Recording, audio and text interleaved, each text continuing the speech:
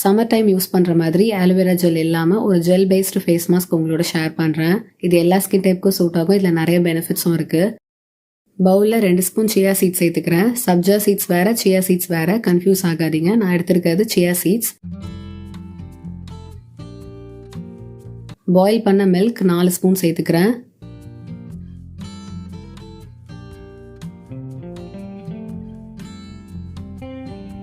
நல்லா மிக்ஸ் பண்ணிவிட்டேன். 30 நிமிஷம் இதை ஊற வச்சுக்கிறேன்.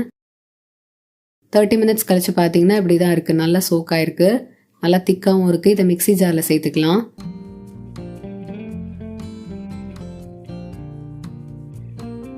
ஒரு ஸ்பூன் ரோஸ் பெட்டல் பவுடர் சேர்த்துக்கிறேன். நீங்கள் பீட்ரூட் பவுடர் கூட சேர்த்துக்கலாம்.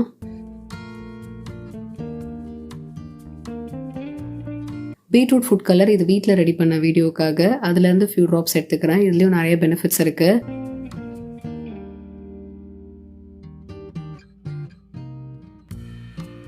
ஆலோவேரா ஜெல் இல்லாமல் ஒரு ஜெல் பேஸ்டு ஃபேஸ் மாஸ்க் நம்ம ரெடி பண்ணிட்டோம். கலர் சூப்பராக இருக்குது. ஹைட்ரேஷனுக்காக ஒரு ஸ்பூன் ஹனி சேர்த்து மிக்ஸ் பண்ணிக்கிறேன். ஹனி வேண்டாம்னு நினைக்கிறவங்க பாதாம் எண்ணெய் கூட சேர்த்துக்கலாம்.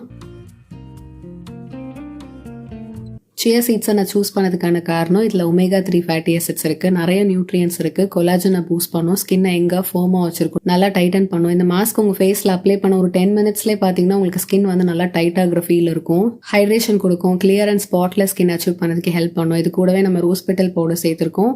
அது வந்து சம்மர் டைமில் நல்லா ரெஃப்ரெஷிங்காகவும் இருக்கும், ஸ்கின்னை பிரைட்டன் பண்ணி கொடுக்கும், ஸ்கின்னை எங்கே வச்சிருக்கோம். மாஸ்க் ரெடி பண்ணிட்டோம். மாஸ்க்கு ஃபுல் ஃபேஸ் அண்ட் நெக்கில் அப்ளை பண்ணிவிட்டு ஒரு 20 மினிட்ஸ் விட்டுட்டு நல்லா மசாஜ் கொடுத்துட்டு வாஷ் பண்ணிவிடுங்க. வாரத்துக்கு 2 வாட்டி ட்ரை பண்ணலாம்.